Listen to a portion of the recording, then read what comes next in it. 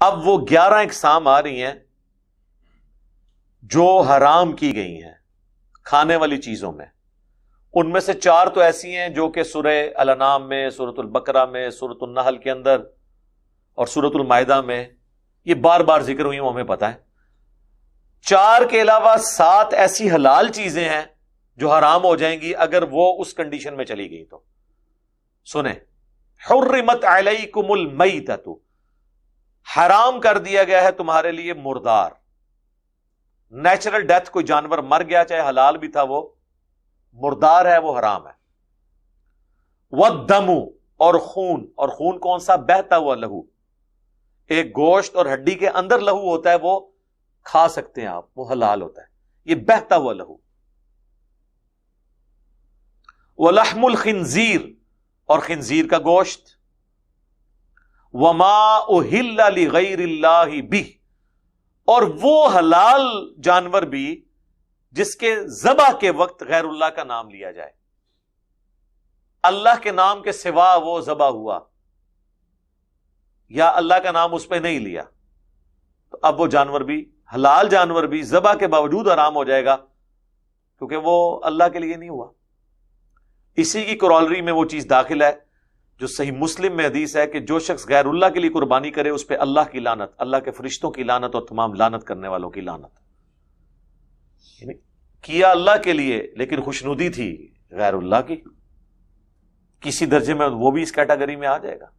سنن نبی داؤد میں حدیث ہے، ایک صحابی نے کہا میں نے منت مانی تھی کہ مقام بوانہ پہ میں اونٹ ذبح کروں گا. نبی الاسلام نے فرمایا کہیں وہاں پہ مشرکین عرب کے زمانے کا کوئی میلہ تو نہیں لگتا تھا؟ انہوں نے جب انشور کیا کہ ایسا نہیں تھا، پھر آپ نے اجازت دی کہ جہاں پہ خلاف شرع کام پہلے بھی ہوتے تھے نا، وہاں پہ اللہ کے نام کی قربانی بھی نہیں کرنی، کیونکہ اس کا بینیفٹ پھر ان رسومات کو ملے گا. یہی تو ہم کہتے ہیں جی وہ ہم داتا دربار پہ یا بڑی امام غریبوں کو کھانا کھلا رہے ہیں. ہم کہتے ہیں ان جگہوں پہ آپ غریبوں کو بھی کھانا نہ کھلائیں. غریبوں کو کھانا کھلانے کی جگہ یہ نہیں ہے کہ آپ اس سسٹم کو سپورٹ کر رہے ہیں، آپ الگ سے کریں، کیونکہ یہ وہ جگہ ہیں جو نبی الاسلام کی مخالفت میں بنائے گئے ہیں. مزارات، قبریں ہونی چاہیے، مزار اور یہ اڈے تو نہیں ہونے چاہیے. اس لیے آپ دیکھیں برائی کی ماجگاہ بھی وہ بنی ہوئی ہیں، آپ دیکھیں وہاں پہ میلے ٹھیلوں میں کیا کچھ نہیں ہو رہا ہوتا. والمنخنقہ، اور گلا گھونٹ کر مارا ہوا جانور. اب گلا گھونٹ کے جو جانور مارا ہے نا حلال، وہ حرام ہوگا. آپ یہ تبت کے علاقے میں بھی دیکھیں نا، تو وہ جانوروں کو گلا گھونٹ کے مارتے ہیں. وہ اس کے ناک کے اوپر ہاتھ رکھ لیتے ہیں، اور بڑی پریکٹس ہے ان کی. بکری بھی مار لیتے ہیں، وہ گائے بھی، نیل گائے بھی، وہ سانس گھونٹ کے، یا اسی طریقے سے گلے میں کو پھندا ڈالا، اس کا سانس رکا، وہ مر گیا. بجائے چھری چلانے کے، ان کو وہ یہ سمجھ رہے ہوتے ہیں کہ چھری چلانے سے شاید اسے تکلیف ہوگی، اس طرح ہم مار دیں. لیکن وہ پھر صحت کے لیے نقصان دہ، کیونکہ جو گندا خون ہے وہ باہر نہیں نکلتا، خون اندر ہی رہتا ہے، اور وہ بیکٹیریاز کے لیے ہارمفل جو جراثیم ہے ان کے لیے بہترین میڈیم بن جاتا ہے. ذبح کی یہی تو حکمت ہے کہ وہ آپ اس بیماری سے بچ جاتے ہیں. تو وہ گلا گھونٹتے ہیں اس کا، یا اس کے منہ پہ ہاتھ رکھ کے اس کا سانس روک کے اس کو مارتا ہے. تو اس طرح کا جانور حلال جانور بھی ہوگا تو وہ حرام ہوگا. والموقوذہ، اور جو چوٹ سے مرا ہو، یعنی ایک جانور بھاگ رہا تھا، سلپ ہوا، پہاڑی سے نیچے گر گیا اور نیچرل ڈیتھ مر گیا، تو اب وہ حرام ہے. ہاں، مرنے سے پہلے آپ اسے آگے ذبح کر لیں تو حلال ہوگا. لیکن اگر وہ آپ کے پہنچنے سے پہلے مر گیا، چاہے اس کا خون بھی نکلا ہے، تب بھی وہ حرام تصور کیا جائے گا. والمتردیہ، اور اوپر سے نیچے گر کر مرنے والا جانور. ایک چوٹ والا جانور اور ایک اوپر سے نیچے گر کے مرنے والا جانور. چوٹ والا جانور یہ بھی ہو سکتا ہے کہ آپ نے پتھر مارا، اس کے سر میں یا کن پٹی پہ لگا اور جانور مر گیا، تو وہ حرام ہے. بلندی سے گرا مر گیا، وہ بھی حرام ہے. والنطیحہ، اور سینگ لگنے سے مرا ہوا جانور.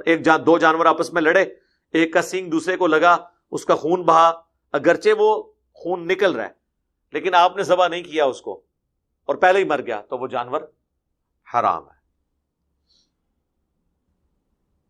وما اکل السبع، اور ایسا جانور جسے درندے نے کھایا ہو. شیر نے ہرن اپنے لیے شکار کیا، مر گیا، اب گوشت بچے آپ کے، جی میں بھی بیچ میں سے کھا لوں، نہیں. ہاں شیر نے شکار کیا اور زندہ جانور، ابھی اس کی روح نہیں نکلی تھی، جان ختم نہیں ہوئی تھی، آپ پہلے ہی پہنچ کے اسے ذبح کر لیا، پھر تو حلال ہوگا. اسی کا ذکر ہے الا ما ذکیتم، ہاں جسے تم ذبح کر لو. کسی جانور نے شکار کیا لیکن ذبح تم نے کر لیا اس کے مرنے سے پہلے تو وہ پھر حلال ہوگا. وما ذبح علی النصب، اور ایسے جانور بھی جو ذبح کیے جائیں تھانوں کے اوپر. اس وقت بتوں کے وہ تھان بنے ہوئے تھے جس کی آپ ماڈرن فارم آپ دیکھ لیں، یہ جو ہمارا مزارات والا سسٹم ہے، ٹھیک ہے ایگزیکٹلی وہ نہیں ہے، لیکن یہاں پہ بھی آپ پتہ خلاف شرع کام ہو رہے ہیں تو ان تھانوں پہ نہیں. میں نے آپ کو مقام بوانا والی حدیث سنا دی، وہاں پہ بھی. وَأَن تَسْتَقْسِمُوا بِالْأَزْلَامِ، اور نہ جو جوئے کے تیروں کے اگینسٹ جو جانور ہیں نا، وہ بھی جو جانور ہیں وہ بھی حرام تصور کیے جائیں گے. یہ وہ سارے چیزوں کو اللہ نے پھر اکٹھا کر کے کہا ذالکم فسق، یہ سب کی سب چیزیں جو ہیں وہ گناہ کے کام ہیں، گناہ کبیرہ ہے. اچھا آگے چل کے وہ جو شکاری جانور ہیں ان کا ذکر بھی آئے گا اگلی آیت کے اندر، وہ اگلی دفعہ ڈسکس کریں گے انشاءاللہ تعالی. تو اس میں جو سکھائے ہوئے جانور ہیں جس طرح کتے، باز اور باقی جانور جن کو انسان سکھاتا ہے اور وہ شکار کرتے ہیں، ان کا شکار بھی حلال ہے اگر آپ نے اللہ کا نام لے کے ان کو چھوڑا ہے. حتیٰ کہ بخاری مسلم میں حدیث ہے کہ اگر کوئی کسی نے کتا چھوڑا ہے اور اس نے کوئی جانور شکار کیا ہے اور وہ شکار کے دوران مر گیا، نیچرل ڈیتھ، تو وہ بھی حلال تصور ہوگا. آپ کے پہنچنے سے پہلے اگر وہ مر بھی گیا، چھری سے آپ کو اس کو ذبح کرنے کی ضرورت نہیں ہے. لیکن اگر وہ درندے نے، اس کتے نے اسے کھا لیا تو بخاری مسلم کے الفاظ ہیں وہ اس نے اپنے لیے شکار کیا ہے، تمہارے لیے نہیں کیا، اس کو تم نہیں کھا سکتے. تو وہ سکھایا ہوا کتا ہوگا. بخاری مسلم میں حدیث ہے کہ جس نے بھی حفاظت کے علاوہ اور شکار کے علاوہ کتا پالا تو اس کے نامہ مال سے روزانہ ایک قرات اجر کم ہو جائے گا، اور قرات عود پہاڑ کے برابر ہے. کھیتی کی حفاظت کے لیے، جانوروں کی حفاظت کے لیے کتا رکھ سکتے ہیں یا شکار کے لیے، اور وہ بھی شکاری کتے. یہ جو شوقیہ کتے پالے ہوئے اس کی رکھنے کی اجازت نہیں ہے. بلیاں رکھ سکتے ہیں، باقی جانور رکھ سکتے ہیں، کتوں کی اجازت نہیں ہے. انشاءاللہ اگلی دفعہ ڈسکس کریں گے، اس پہ الگ سے میری ویڈیو ریکارڈ ہے. الیوم یئس الذین کفروا من دینکم، آج کے دن مایوس ہو گئے ہیں کافر تمہارے دین سے. فلا تخشوہم واخشون، تو ان سے مت ڈرو، مجھی سے ڈرو.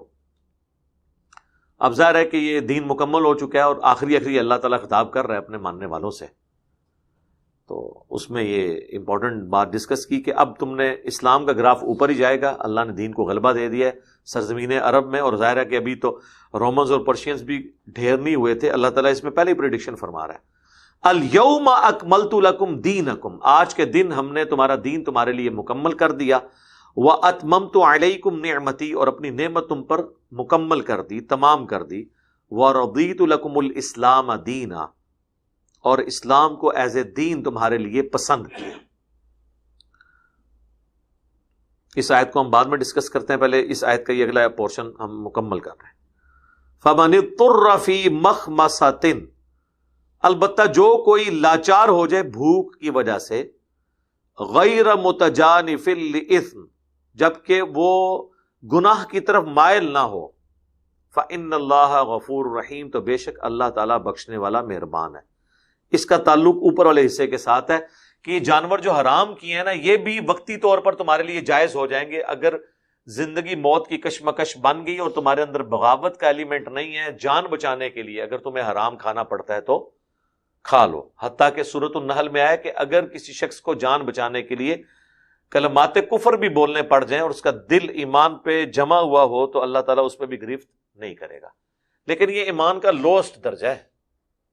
اعلیٰ درجہ وہی ہے جو مسند احمد میں اور سنن ابن ماجہ میں حدیث ہے کہ اللہ کے ساتھ شرک نہ کرنا، خواہ تمہارے ٹکڑے ٹکڑے کر دیے جائیں، تمہیں قتل کر دیا جائے، سولی دے دیا جائے یا آگ میں زندہ جلا دیا جائے، شرک نہ کرنا. وہ اعلیٰ ترین درجہ وہی ہے. اور بخاری مسلم میں حدیث ہے اس شخص نے ایمان کی حلاوت چکھ لی جس میں 3 نشانیاں ہیں. اللہ اور اس کا محبوب عز و جل و صلی اللہ علیہ وآلہ وسلم اسے سب لوگوں سے بڑھ کر محبوب ہو جائے, اس کی دوستی اور دشمنی کا معیار اللہ ہو, اور تیسری چیز کفر کی طرف لوٹایا جانا اس کے لیے اتنا ہی مشکل ہو جائے جتنا زندہ آگ میں جلایا جانا. وہ اعلیٰ ترین درجہ ہے. لیکن اس چیز کی اجازت موجود ہے کہ آپ زندگی موت کی کشمکش بن جائے تو کلمات کفر دل میں ایمان رکھتے ہوئے بول سکتے ہیں. زندگی موت کی کشمکش یہ نہیں ہے کہ جرمنی کی پولیٹیکل اسائلم لینے کے لیے اپنے آپ کو قادیانی لکھواتے ہیں, نعوذ باللہ. یہ زندگی موت کا مسئلہ نہیں ہے. ایک اچھے فیوچر کے لیے یہ لوگ حرکت کر رہے ہوتے ہیں, اور وہ بھی وقتی طور پہ ہی ہوتا ہے. دنیا میں بھی اس کا عذاب بھگتنا پڑتا ہے اور آخرت کا عذاب تو باقی ہے. اور کہتے ہیں دل میں تو ایمان ہے, خیر ہے ہم نے لکھ بھی دیا. نہیں سر, ایمان 3 چیزوں کا نام ہے. اقرار باللسان و تصدیق بالقلب. زبان سے اقرار کرنا اور دل سے اس کی تصدیق کرنا. اور ایک تیسرا جو انڈیا پاکستان میں نہیں پایا جاتا فقہ حنفی کی برکات کی وجہ سے انورٹڈ کاما میں, وہ ہے عمل بالجوارح, اپنے اعمال سے بھی اپنا ایمان ثابت کرنا. یہ 3 چیزیں ہیں. ہمیں وہ بچپن سے یہی رٹایا جاتا ہے کہ اقرار باللسان اور تصدیق بالقلب, اس لیے بس یہی اقرار کرتے رہتے ہیں اور کچھ بھی ہے تیرے محبوب کی امت سے کہتے رہتے ہیں. حالانکہ صحیح مسلم کی حدیث ہے بندے کے کفر اور اسلام اور شرک اور ایمان میں فرق نماز ہے. تو عمل بالجوارح, اپنے جسم کے اعضاء کے ساتھ عمل کرنا, یہ بھی ایمان ہے. اس کے بغیر بھی ایمان مکمل نہیں ہوگا. اس سے بھی بڑھ کر وَأَقِيمُوا الصَّلَاةَ وَلَا تَكُونُوا مِنَ الْمُشْرِكِينَ, اور نماز کو قائم رکھنا اور دیکھنا مشرکین میں شامل نہ ہونا. تو اس میں تو نماز کو ایمان کا حصہ شامل کیا گیا. تو یہ 3 چیزیں مل کے, لیکن جب کبھی زندگی موت کی کشمکش بن جائے تو پھر آپ کی کوئی گرفت نہیں. وہ اللہ تعالیٰ نے یہاں پہ ایکسیپشن دے دی. اب یہاں پہ ایک اور اہم پورشن جو جس طرح آیت نمبر 2 میں وہ اہم پورشن تھا نا, وَتَعَاوَنُوا عَلَى الْبِرِّ وَالتَّقْوَى وَلَا تَعَاوَنُوا عَلَى الْإِثْمِ وَالْعُدْوَانِ. یہاں پر آیت نمبر 3 کے اندر اہم پورشن ہے آیت کا یہ والا, الْيَوْمَ أَكْمَلْتُ لَكُمْ دِينَكُمْ وَأَتْمَمْتُ عَلَيْكُمْ نِعْمَتِي وَرَضِيتُ لَكُمُ الْإِسْلَامَ دِينًا. آج کے دن ہم نے تمہارا دین, تمہارے لیے دین کو مکمل کر دیا, اپنی نعمت تم پر تمام کر دی, اور اسلام کو ایز اے ریلیجن تمہارے لیے پسند کیا دین کے طور پر. ان الدین عند اللہ الاسلام, اللہ کے حضور ایکسیپٹیبل ریلیجن صرف اسلام ہے. اچھا, یہ جو آیت ہے نا جی, اس آیت کے حوالے سے بھی سنی شیعہ کنفلکٹ پایا جاتا ہے. اہل تشیع کہتے ہیں یہ آیت نازل ہوئی ہے غدیر خم کے موقع پر, جو نبی علیہ السلام نے سیدنا علی کا ہاتھ بلند کیا تھا, من کنت مولاہ فہذا علی مولاہ. مسند احمد میں حدیث ہے, جامع ترمذی میں ہے, سنن نسائی الکبریٰ کے اندر, کئی کتابوں میں. اور وہ کہتے ہیں دین مکمل ہونا یہ تھا کہ نبی علیہ السلام کو نے اللہ تعالیٰ کے کہنے پر وصی مقرر کر دیا تھا حضرت علی کو. اللہ کا شکر ہے کہ یہ وہ کلیم غدیر خم کے بارے میں کرتے ہیں. اس کی وجہ سے ان کا جو یہ کلیم ہے نا وہ کمزور پڑ جاتا ہے. اس کی وجہ یہ ہے کہ حجۃ الوداع میں جو پبلک گیدرنگ تھی وہ تو تھی میدان عرفات کے اندر اور منی کے اندر. وہاں کے خطبوں میں تو آپ کو قرآن کا ذکر ملتا ہے. صحیح مسلم میں اپنے باپ وہ چیز چھوڑ کے جا رہا ہوں جسے پکڑ لو گے مضبوطی سے گمراہ نہیں ہوگے, وہ اللہ کی کتاب ہے. حاکم میں ایک حسن درجے کی روایت ہے, کتاب اللہ اور سنت. ترمذی میں ایک روایت ہے جس کی صحت میں اختلاف ہے, اس میں قرآن اور اہل بیت کا ذکر ہے, اور آگے ذکر ہے کہ یہ قیامت تک کٹھے رہیں گے. لیکن وہ قرآن اور اہل بیت ایک جنرل ہے کہ قرآن پکڑنا ہے, اہل بیت کے ساتھ اس نے سلوک کرنا ہے, جس طرح کہ غدیر خم پہ فرمایا, جو مسلم شریف میں اوپر تلے 4 حدیث ہیں کہ 2 بھاری چیزیں چھوڑ کے جا رہا ہوں. ان میں پہلی چیز اللہ کی کتاب ہے, اس میں ہدایت ہے, نور ہے, یہ اللہ کی رسی ہے, تم اسے پکڑو, جو اسے پکڑے گا ہدایت پہ ہوگا, جو چھوڑ دے گا گمراہ ہو جائے گا. دوسری چیز میرے اہل بیت ہیں, اہل بیت کے معاملے میں تمہیں اللہ کا خوف دلاتا ہوں. 3 دفعہ نبی علیہ السلام نے فرمایا. اتنا حصہ تو مسلم شریف کے اندر ہے. بہرحال سنی شیعہ دونوں متفق ہیں کہ غدیر خم پہ نبی علیہ السلام نے حضرت علی کے لیے فرمایا, من کنت مولاہ فہذا علی مولاہ. جس کا مولا میں اس کا مولا علی, جس کا سرپرست میں اس کا سرپرست علی, جس کا جگری یار میں اس کا جگری یار علی. یہ سارے معنی درست ہیں. شیعہ ایک سٹیپ آگے جاتے ہیں، وہ کہتے ہیں اس سے کنکلوژن یہ نکلتا ہے کہ وصی رسول حضرت علی ہیں۔ ہم کہتے ہیں اگر وصی رسول حضرت علی ہوتے تو حضرت علی شیر خدا اپنی جان دے دیتے اور رسول اللہ نے جو ان کی ڈیوٹی لگائی تھی اسے پوری کرتے، جس طرح جمل صفین نہروان میں پوری کی ہے، اور اپنا حق کسی کو دینے نہ دیتے۔ میں نے تو نہج البلاغہ سے خلفائے ثلاثہ کی شان میں حضرت علی کے خطبات پیش کیے، تو وہ کہتے ہیں اس موقع پہ دین مکمل ہوا ہے اور وصی رسول اناؤنسمنٹ کر دی گئی۔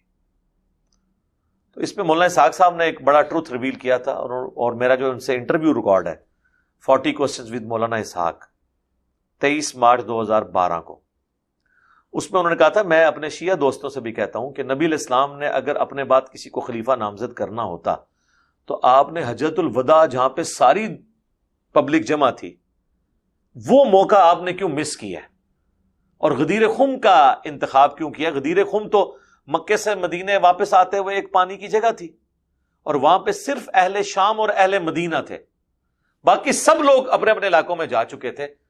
ان لوگوں کو تو حضور نے حجۃ الوداع پہ کہا میں قرآن چھوڑ کے جا رہا ہوں، وہاں آپ نے کیوں نہیں کہا کہ میرا وصی یہ ہے؟ آپ بھی کہہ رہے ہیں غدیر خم پہ کہا، ہم بھی کہہ رہے ہیں غدیر خم پہ، تو انہوں نے کہا کہ غدیر خم پہ اس لیے کہا کہ یہاں پہ اہل شام اور اہل مدینہ تھے، اہل مدینہ افیکٹی تھے، اہل شام اہل مدینہ پہ چڑھائی کرنے والے تھے۔ واقعہ حرہ میں اہل شام نے مدینہ پہ چڑھائی کی، حضرت علی کی بغاوت جو کی اہل شام نے کی جنگ صفین میں، تو ان کو ڈرانا مقصود تھا، اور ان کو بتا دیا کہ میرے اہل بیت کے ساتھ اس نے سلوک کرنا، میں تمہیں اپنے اہل بیت کے معاملے میں اللہ کا خوف دلاتا ہوں۔ غدیر خم پہ خطبے کا کرنا ہی اس بات کی دلیل ہے کہ اس خطبے کا تعلق مستقبل میں آنے والے واقعات کے ساتھ تھا۔ نبی علیہ السلام کا وصی قرآن ہے، ہم حضرت ابوبکر صدیق کو نبی علیہ السلام کا وصی نہیں مانتے ہیں، خلیفۃ الرسول کہتے ہیں، اور خلیفۃ الرسول بھی رسول اللہ کے بنانے پہ نہیں، اجماع صحابہ پہ، جو سقیفہ بنی ساعدہ میں ہوا، اس میں کچھ مسئلہ مس ہینڈل بھی ہو، اس میں میری ویڈیو بھی دیکھ لیں، لیکن الٹیمیٹلی جب 6 مہینے بعد حضرت علی نے بیعت کر لی تو وہ اسٹیبلش ہو گیا، آج کی ڈیٹ میں وہ ایشو کنکلوڈڈ ہے۔ اس اعتبار سے وصی صرف قرآن ہے، کیونکہ رسول اللہ کا وصی وہ ہوگا جو قیامت تک کے لیے باقی رہے۔ نبی فوت ہوتے تھے تو اپنے بعد ایک وصی بناتے تھے اور سلسلہ چلتا تھا۔ چلیں ان کے وہ جو 12 اماموں والا ان کا کنسپٹ ہے، وہ بھی تو آخری امام کو بھی تو غیابت میں گئے ہوئے 1200 سال ہو چکے ہیں، 1200 سال سے امت وصی رسول سے تو محروم ہے، نہ کوئی ان کا واٹس ایپ نمبر ہے کہ ہم ان سے بات کر لیں، کوئی میسج نہیں کر سکتے۔ جب یہ میں باتیں کرتا ہوں کہتے ہیں اماموں کی توہین کر رہا ہے، بھائی آج کے ماڈرن دور میں اسی طریقے سے بات ہوگی نا یار، اس میں توہین والی کون سی بات ہے؟ جب ایک بندہ سامنے آنے کے لیے تیار نہیں ہے، سارے شاہ جی دیکھ رہے ہیں، شاہ جی تک ایک سور ہے، جب ایک بندہ سامنے آنے کے لیے تیار نہیں ہے اور وہ امام بھی ہے تو ظاہر ہے کہ پھر میں اس سے رابطہ تو کروں گا نا۔ آپ کے رابطہ نمبر بھی نہیں، اور 1200 سال سے بغیر امامت کے امت گزر رہی ہے، اس کا مطلب ہے کہ امام کے بغیر بھی امت گزر سکتی ہے، امامت کے بغیر نہیں گزری، امام تو اللہ کے نبی دے گئے ہیں۔ یہ کتاب یہی تھی حجۃ الوداع پہ، یہی تھی غدیر قوم کے اوپر، یہی ہے وصی رسول۔ ہم نے تو کبھی کلیم نہیں کیا کہ حضرت ابوبکر جو ہے وصی رسول ہے، نہیں، قرآن ہے، کیونکہ وصی رسول اگر فوت ہو جائے تو اسے پھر نیکسٹ وصی اپنا بنانا ہوگا، اور یہ سلسلہ چلنا چاہیے، تو سلسلہ تو کوئی نہیں چلا، قرآن وصی رسول ہے قیامت تک کے لیے، یہ اللہ کے نبی کا خلیفہ ہے۔ تو لہٰذا یہ اس آیت کو اس سے ریلیٹ کرنا ہی غلط ہے، اور یہ آیت بھی غدیر خم پہ نازل نہیں ہوئی ہے، یہ میدان عرفات میں ہوئی ہے۔ اہل تشیع کہتے ہیں ہاں جی بعض روایتیں میدان عرفات کی ہیں، نازل وہاں ہوئی ہے، پڑھ کے آپ نے یہاں بتائی ہے۔ ہم کہتے ہیں چلے آپ کی یہ بات مان لیں، ہمارے نزدیک تو میدان عرفات میں نازل ہوئی، وہیں آپ نے اس کو بیان کیا، بخاری مسلم دونوں میں حدیث ہے۔ حضرت عمر کے پاس ایک یہودی آیا اور کہا کہ آپ کی کتاب میں ایک ایسی آیت ہے جو ہم پہ نازل ہوتی ہے، ہم اسے عید کا دن بنا لیتے، اور وہ یہ آیت ہے الیوم اکملت لکم دینکم، کہ دین تمام ہونے کا آپ کو خوشخبری دی گئی۔ تو حضرت عمر نے بڑا انٹلیکچوئل جواب دیا، انہوں نے کہا ہم خوب جانتے ہیں یہ آیت کب رسول اللہ پر نازل ہوئی، یہ آپ صلی اللہ علیہ وآلہ وسلم پر یوم عرفہ کے دن نازل ہوئی، 9 ذی الحجہ 10 ہجری کے اندر، اور اس دن جمعے کا دن تھا۔ حضرت عمر نے تو ڈھکے چپے الفاظ میں میسج دیا۔ یہی حدیث جامعہ ترمذی میں آتی ہے، اس میں عبداللہ بن عباس کے پاس ایک یہودی آ کے کہتا ہے کہ یہ آیت جو آپ کی کتاب میں ہے نا، ہم پہ نازل ہوتی تو ہم اسے عید کا دن بنا لیتے۔ تو حضرت ابن عباس نے کہا اللہ نے ہمیں پہلے ہی اس دن 2 عیدیں دی ہوئی تھی، ایک یوم عرفہ اور دوسرا جمعہ، تو یہ 2 عیدوں والے دن یہ آیت نازل ہوئی ہے۔ اب مجھے بتائیں یوم عرفہ کیا ہماری ڈکلیئرڈ عیدوں میں آتی ہے؟ جمعہ کیا ڈکلیئرڈ عیدوں میں آتی ہے؟ نہیں، لیکن ہم آنری طور پہ اسے عید کہتے ہیں۔ تو سر اگر کوئی میلاد شریف کو عید میلاد النبی کہہ لے آنری طور پہ تو کوئی نہیں چڑھنا چاہیے۔ کوئی غدیر خم کو عید غدیر کہہ لے، کوئی نہیں چڑھنا چاہیے۔ عید غدیر کہنے سے وہ عید وہ والی نہیں بن جانی جو 2 ہماری عیدیں ہیں۔ وہ شیعہ بھی 2 مان رہے ہیں، سنی بھی 2 ہی مان رہے ہیں۔ اس طرح بے شمار عیدیں بنائے، جمعہ 52 عیدیں تو جمعے کی بن گئی۔ جمعہ عید کا دن نہیں ہے مسلمانوں کے لیے، یہ ساری آنری طور پہ عیدیں ہیں، مین عیدیں وہی ہیں 2۔ تو آنری طور پہ جتنی کو بناتے ہیں یہ کوئی جھگڑا نہیں ہے۔ جھگڑا اصلی بات یہ ہے کہ اس میں سے آپ نے نکالنا کیا ہے۔ اگر آپ نے یہ نکالنا ہے کہ جی نبی الاسلام نے اپنا وصی بنایا کسی کو، تو پھر یہ بات پھر بالکل غلط ہو جائے گی۔ نبی الاسلام نے قرآن اپنا وصی بنایا ہے، بخاری مسلم دونوں میں حدیث ہے۔ عبداللہ ابن ابی اوفا سے کسی نے پوچھا کہ نبی الاسلام نے کیا وصیت کرنا امت پہ لازم کیا تھا؟ انہوں نے کہا کہ نبی الاسلام نے ہمیں قرآن پہ چڑھتے رہنے کی وصیت کی تھی۔ صحیح بخاری میں آتا ہے حضور کی وفات والے چیپٹر میں، سیدہ عائشہ کو کوئی آ کے کہتا ہے کہ لوگ تو یہ بات کر رہے ہیں کہ حضرت علی کو رسول اللہ نے اپنا وصی بنایا تھا۔ تو حضرت عائشہ نے کہا حضور کی وفات میری گود میں ہوئی ہے، اللہ کے نبی علیہ السلام نے کسی کے لیے اپنی وصیت نہیں فرمائی۔ حالانکہ یہ موقع تھا، حضرت عائشہ یہ کہہ سکتی تھی کہ میرے باپ کو خلیفہ بنایا حضور، نہیں کہا۔ بلکہ اس سے بھی بڑھ کے صحیح مسلم میں حدیث ہے، کسی نے اما عائشہ سے پوچھا کہ آپ بتائیں کہ اگر اللہ کے نبی اپنا خلیفہ کسی کو بناتے تو کسے بناتے ہیں؟ اور انہوں نے کہا کہ میرا خیال ہے کہ حضرت ابو بکر کو بناتے ہیں۔ ان کا اس کے بعد فرمایا عمر کو۔ اس نے پوچھا اس کے بعد، تو کہا ابو عبیدہ ابن جرح کو۔ تو حضرت عائشہ نے کبھی کلیم نہیں کیا حضرت ابوبکر صدیق کو خلیفۃ الرسول یا وصی رسول، اس حوالے سے جو شیعہ اہل سنت پہ الزام لگاتے ہیں یا بعض اہل سنت کلیم کرتے ہیں۔ ہم خلیفۃ الرسول انہیں اس لیے نہیں مانتے کہ نبی نے اپنا خلیفہ بنایا، خلیفۃ الرسول اس لیے مانتے ہیں کہ صحابہ نے چنا ہے۔ رہ گئے نمازیں پڑھنے والی بات، یا وہ کہتے ہیں جی بخاری میں حدیث ہے ابو بکر کے علاوہ سارے دروازے بند کر دو، وہ تو ترمذی میں حدیث ہے علی کے علاوہ سارے دروازے بند کر دو۔ وہ فضائل تو دونوں طرف موجود ہیں۔ نماز تو عبد الرحمن بن عوف کے پیچھے بھی حضور نے پڑھی ہے، ٹھیک ہے۔ اشارے ہونا، یہ میں بھی مانتا ہوں کہ جو غالب چیز یہ ہے کہ نبی علیہ السلام اگر اپنا وصی بناتے ہیں تو حضرت علی کو نہ بناتے ہیں، اس کی وجہ ہے کہ حضرت علی تو حضور کے بچوں کی مانت تھے، تو اس میں یہ ایک عنصر آ سکتا تھا خلافت و ملوکیت والا۔